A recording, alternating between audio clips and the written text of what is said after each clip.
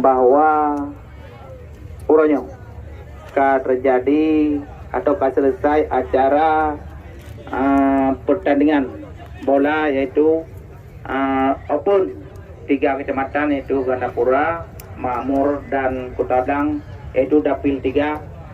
Alhamdulillah lagi sampai kali Pak Ketua bahwa dengan acaranya yang pertama sekali terjadi silaturahim dan silaturahmi antara lebok kecamatan baik masyarakat maupun caleg yang akan melanjutkan pada kompetisi 2024. Kemudian dalam halnya bahwa dengan acaranya pun terjadi silaturahmi lagi sampai ke awal karena terjadi insiden pulangnya kadang-kadang dalam bulan Maulid pada skuad tim PSDS Lemakawan yaitu Yusmani nomor punggung 10. Untuk penyerahan hadiah akan diserahkan oleh Saudara Hamdan Studio serta didampingi oleh Ketua Karang Taruna dari Desa Cetefah.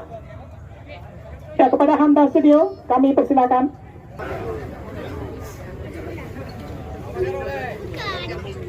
Mufazal Bedel. Kepada Mufazal Bedel kami persilakan.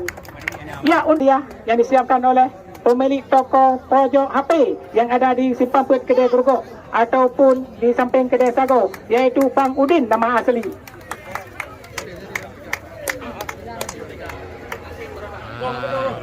Pojok.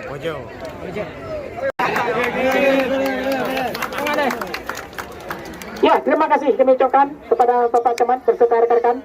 Itu hadiah juara 1 yang akan diraih oleh semua tim PSDS